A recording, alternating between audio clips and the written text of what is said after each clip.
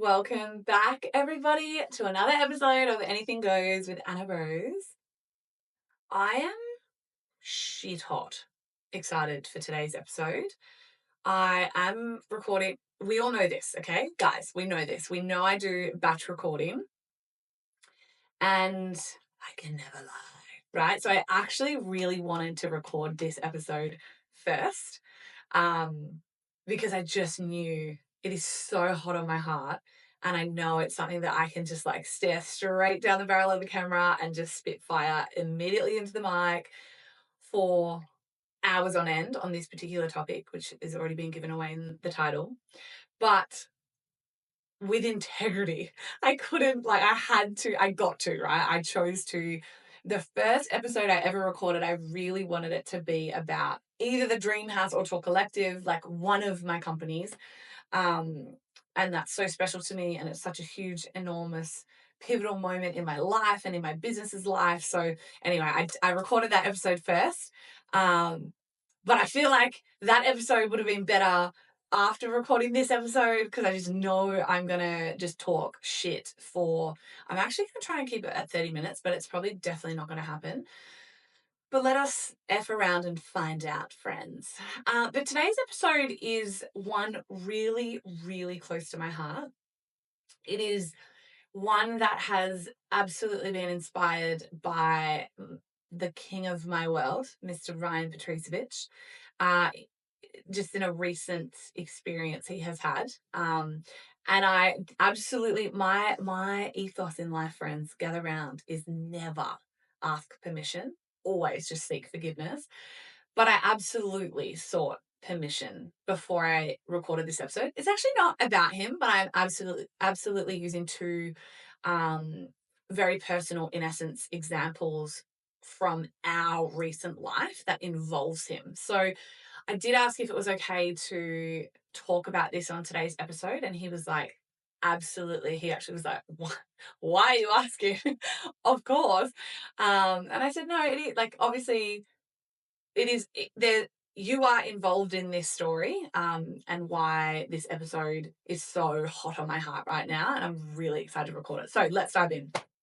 Today, friends, we are talking about the box that people have put you in, the box that I am asking you to defy and smash to motherfucking pieces, the box that others define you by, the box that I wish didn't exist, and the box that as of today and henceforth this day forward, I pray and hope that you take a sledgehammer and fuck it up and smash it down and go and be whoever the fuck you wish to be, and go and be the brightest, loudest, wildest, most sensual, most whatever, quietest woman, man, indifferent, whatever you want to be. And it is, this particular topic is exactly why, if you are stuck, if you are paralyzed, if you are terrified, if you are feeling isolated, if you are not moving the needle forward in your life, it is because of this thing. So what I am talking about, and I learned this lesson personally 12 years ago, no longer, 15 years ago, I was 22. But what I learned was, I also quickly want to say, I'm shooketh that I have actually never talked about this. This is literally one of the like absolute key defining moments in my life. It is a key defining ideology in my life. It's something that I'm constantly, if people ask me questions, it's something that I always bring up. So I'm so fucking pumped to finally have this episode on my podcast that we can constantly refer to when you need it. But basically, what happens in life is people metaphorically, energetically, and literally will put you in a box. And they do this without realizing. Society does it, religion does it, your parents do it, your siblings do it, your friends do it. And to all of those different groups, you could in fact be in different boxes. But it is the box that they put you in that keeps them safe, right? And what I mean by that is, like, you might be the funny one, or you might be the people pleaser, and people need that. They know that that's safe for them, that when they come to you, they can trust that you're going to act how you've always acted because that feels safe for them, and that's who they know you to be. And if you ever dare step out of that box or start to change personalities or start to have a different of opinion, and that's what fucked so many people up beautifully during COVID, because all of a sudden, people that had not questioned before, if they questioned, but they weren't that, if they'd been the good girl their whole life, for example, and all of a sudden there was a question of authority, people just didn't know how to handle it, right? So lots of people burned boxes during COVID, which I adored. But people are going to put you in this box. And what happens is every single time, without fail, you start to change. If you start to change, if you have the courage enough to change and you start to show up differently or set bigger goals or dress differently or sound different, like you want to do more, have more, be more, whatever. It is always typically when you start to change, always when you change, when your metamorphosis begins. People around you, it makes them very uncomfortable. They don't like it because in their life and in that social circle and in that family dynamic and in that religious group, whatever it is, right? You've always been that guy or you've always been that girl. And that's how they know you and that's how they can relate to you. That's how they trust you. And that's what's comfortable for them. The moment you choose to change and you start to, like I said, show up differently, dress differently, speak differently, act differently, go for more, do more, be more, have more, when that's different to the box they've put you in, it completely shatters the paradigm, right? It makes them very uncomfortable. And what will happen is that is when opinions and criticism every fucking time will start. You're different. Like, what's changed about you? Well, that's not who I know you to be. Or they'll give shit to whatever you're doing, right? They'll criticize, they'll put down, they'll attack, whatever. Now, I know this because it is exactly what happened to me 15 years ago, the beginning of it. I've burned in a trillion fires. I've risen more than the phoenix herself, right? But 15 years ago, I was the drug taking, binge drinking, slightly chubbier, not very good. Like I was just in this box with my entire friendship group.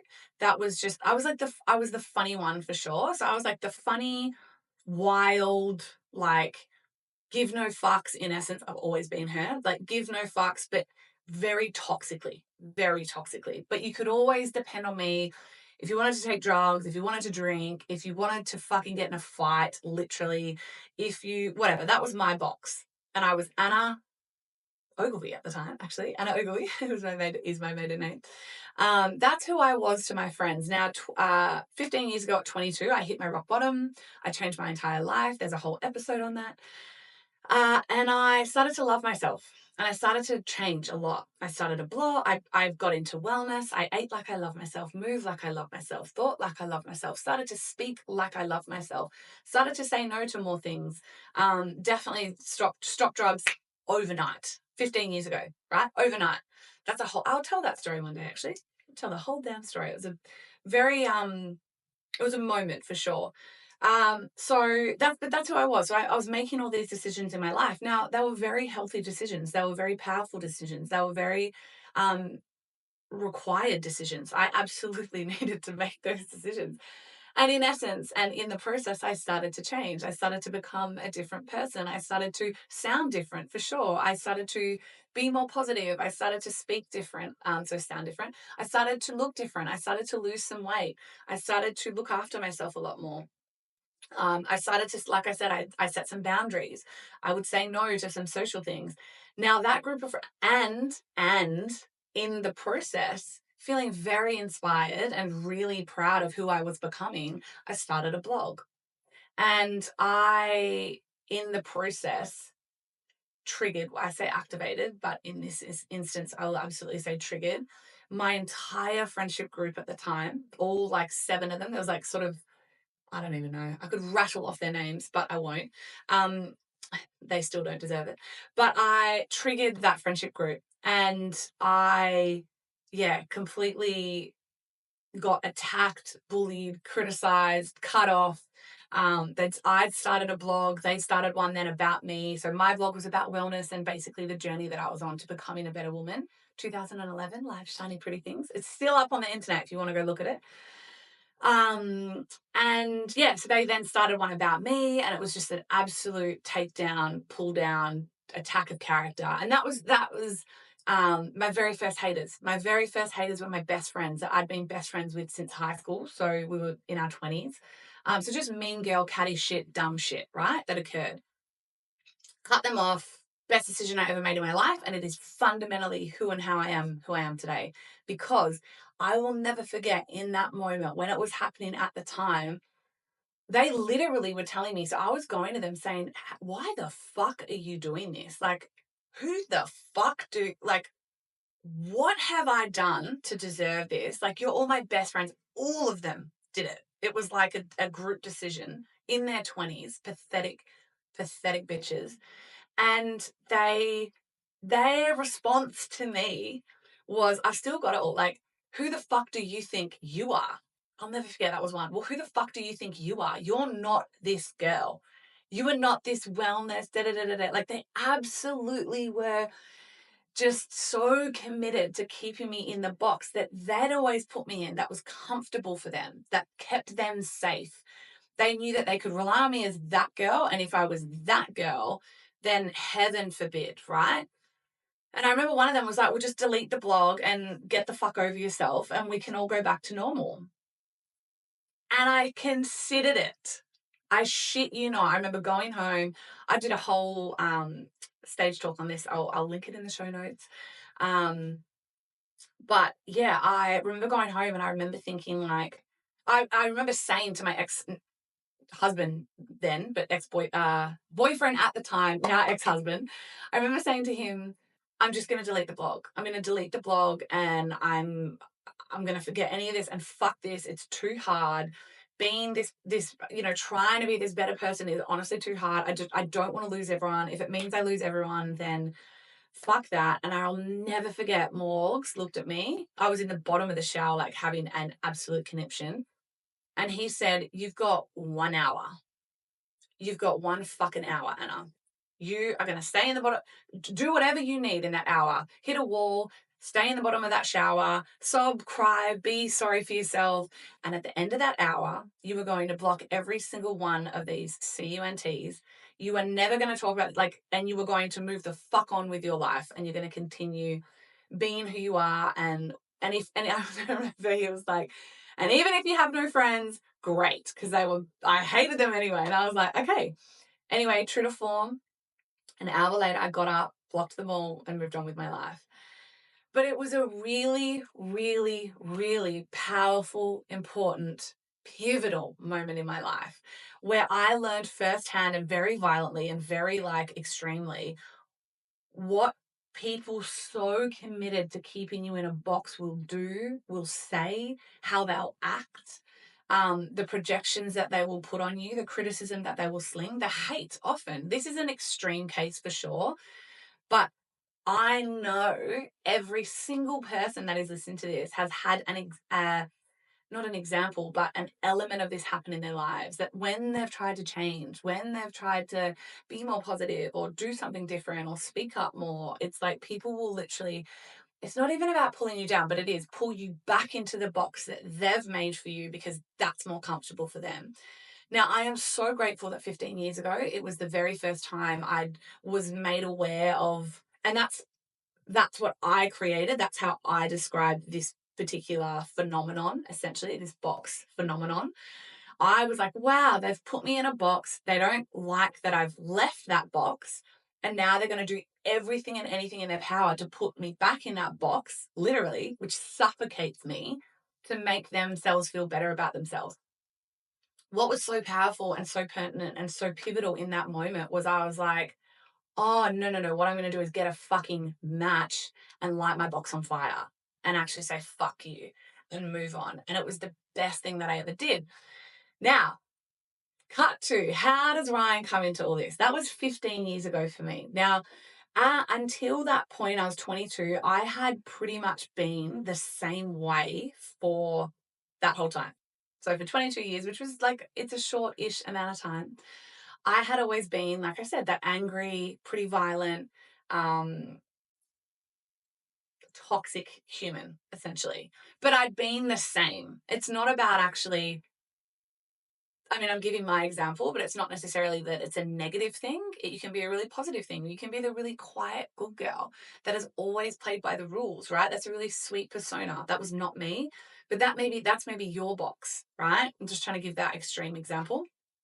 And then you become not the good girl, right? You start to use your voice a little more. You start to actually say, well, fuck you and fuck society. And actually, this is who I am. Maybe you start a heels class and that makes people very uncomfortable. Good. I hope it does. Right. So maybe that's your version of this. But for me, that's my version was I had always been that girl.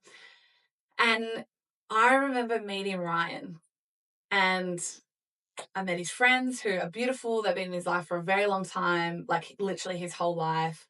I met his siblings, so his brothers at the time. I met the partners of his brothers, and it was all just very nice. Nice. And I remember I turned to Ryan and I said, I really like you, but I'm absolutely going to give you a choice. And I said, I'm going to give you, do you want to know how I know this is going to play out? And he was like, yeah, absolutely. I don't know how long we'd been together at this point. Maybe a couple of months for sure. I think maybe 3 months. And I said, here's how this is going to go. Because I just watched him around them. I watched like the dynamics. I watched, he was just the good guy. He was just the yes man, good guy, dad that was just a fucking sweetheart and had just absolutely stayed in his box of provider and like just so wholesome, so pure, but just quiet. The quiet, like, good guy, right? And I was like, here's how this is going to go. And I told him my story. I said, 15 years ago, I started to change and people didn't like that. People absolutely didn't like that about me. And what they did is they criticized, they hated on me. They told me no, like they did all of these things to try to bring me back down, to put me back in that box. And what I see for you, baby, is that I am very different to your world. Very different. I'm louder. I'm more opinionated. I take up a lot of space. And if you're in my world, that is who you're going to become. Like you just by osmosis, you are going to become a man who starts to invest more because all of these things, I'm telling you, you don't need to change. And he hasn't, in essence. He's just gotten more of who he always was. But he had never really given it's always self-responsibility. I could see it all in front of me. And I remember talking to all my best friends because prior to him, other than Morgs, in my dating life and fuckhead, once I had cleaned up my mess, healed all of my wounds and started to date, I was dating like high-level entrepreneurs or businessmen or princes, essentially, right? Not kings, but I was on the hunt for the king.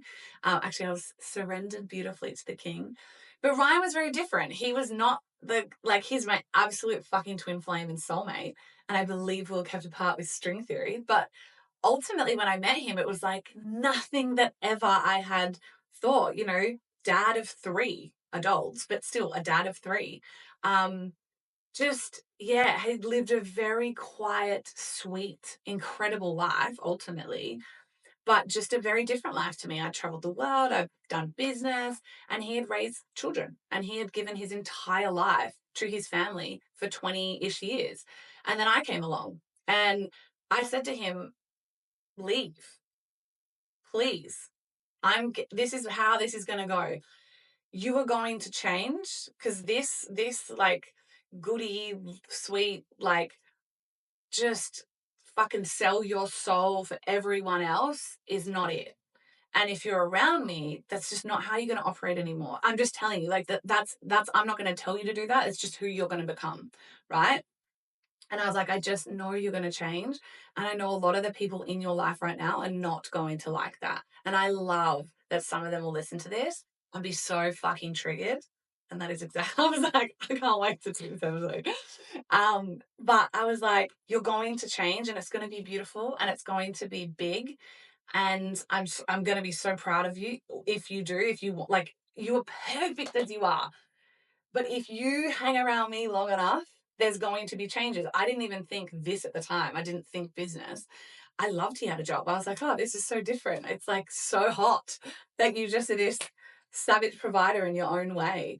But ultimately, I just knew, I saw it all. I literally gave him this blow by blow and I said, run, leave, please leave me. Because there's going to be a moment where someone's going, or all of them, or some of them are going to come and they're going to attack me. They're going to attack you. They're going to attack us. And I can't be fucked with it. And B, you don't need that. I'm telling you, you don't need that in your life. You are just this sweet, pure, wholesome, incredible man that I'm just giving you the chance to just stay comfortable like that, because that's not my world. Like, I'm disruptive, expansive, loud, opinionated, I take up space. And he was like, nah, I'm all fucking in, baby. You are not, I'm not going anywhere, and neither fucking are you, right? He called it. He was like, don't you? And because then I was like, okay, I'm out. I'm gone. Like, I was like, I know how this is going to go. Anyway, friends. So I sought permission on that conversation. He was like, go for it. And he said it was so powerful. He's like, I'd never had to have that conversation before. That sort of had never been, I had just always plodded along essentially. Anyway, cut to recently. Obviously he is beautifully, and he is the exact same man, just more of who he is, right? He has always been this really fun guy. And now, because I'm fun, he can just be way more fun. He has always been this really social guy. And because I'm super social, now he is just more social. He has always been this really kind, generous man.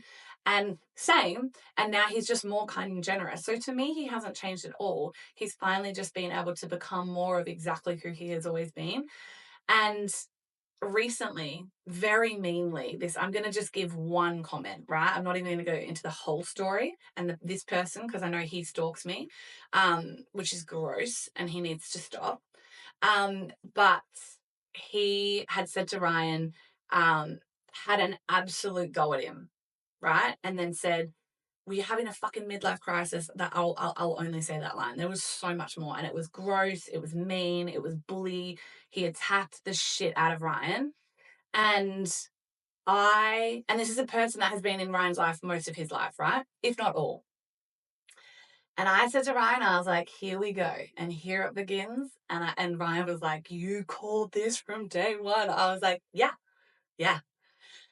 And I watched Ryan beautifully and powerfully hold his own. I watched Ryan still pour love back. I watched Ryan not attack, and blessedly and luckily go, okay, cool, good. This is it, right? This is because, so by the way, the what did I say? It wasn't mental, never, midlife crisis. His midlife crisis is me and business, right? Can't fathom that Ryan is in love and succeeding.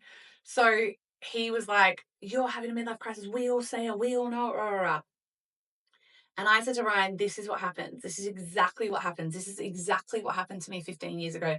I got bullied, attacked. I got pulled back, like, come back to the dark side. Come and be miserable with us, right? Come and be angry with us. Come and stay in your box that we have put you in that is safe for us, so we can stay safe, because you've always been that girl and we need you still to be that girl. And it is exactly what I'm watching now play out in Ryan's life, which is wild to me because it just hasn't been in my own realm for that long, because no one like that, no bully, no asshole, no just condescending, stalking, gets within 100 fucking miles of my life. And obviously through him, it happened. And then I said to him, I was like, this is your choice and this is your chance. Like, who are you going to be in this moment? Who are you going to be in spite of this? Who are you going to be because of this? And yeah, I've literally just watched him become even bolder, become even louder, become even stronger, and become even more of who he was always all along. But what is so sad, and why I was absolutely ready to just like spit fire on this episode, was to say so many people in that moment. This person is very important to Ryan as well. This person is, most people are often, and I remember just so you know, my own second hater was my brother. my second biggest hater when I was like shortly after that, I was 25, so a couple of years after, couldn't stand that I had chosen network marketing and became a full-on crazy hater. We love each other now. We're back unconditional, like loving humans to each other. We were very shortly after that. But my second hater was literally my brother. So I want to say most criticism and hate will literally come, which is so ridiculous and so fucking insane, but will come from your inner circle. It will come from friends and family. But what I see over and over and over again is that when that moment comes knocking, when that courage that it took to be more, to have more, to do more, to show up more, to speak more, to whatever, when that moment comes and you start to be that person, and then that first bit of attack and criticism comes, or that first little bit of hate comes, or that first little bit of condescending criticism of like, that doesn't sound like you, or you're an idiot, mate, or whatever else, those little condescending attacks that friends and family, typically, it's always from them first, start to give. Because the opinion of others, who gives a fuck? Strangers on the internet, who cares, right? They should fuck me. If you can't send them your bills, even your friends and family, and their opinions pay for them, they don't matter, right? So I'm not even touching the strangers on the internet thing. Like, fuck that, fuck them. What I'm talking about is those moments in your life that will come, that have come, I know they have come already, that have stopped you. And in those moments, instead of putting your armor on and being like, you know what, this opinion is not going to stop me. This criticism is not going to trip me up. This hate even is not going to affect a moment more of my life. I am still going to choose myself. I'm still going to choose my voice. I'm still going to choose the decisions that I am making and the person that I am becoming. So many of you, instead of doing all of that and being like, yes, yes, yes, I'm going to keep going, I'm not going to let this stop me, absolutely allow you to stop it, allow it to stop you, absolutely allow it to crumble you, right? And to trip you up and to go creep back into your box and just stay the same again.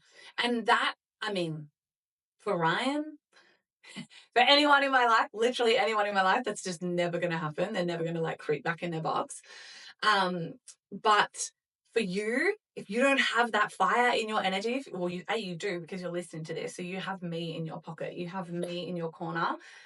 But if you don't have that person that's like, hey, fuck that, keep going, like I am always to Ryan, hey, fuck that, keep going. I'm telling you that now, right? I'm telling you to, no matter what, instead of getting back into your box, I want you to take a match, metaphorically.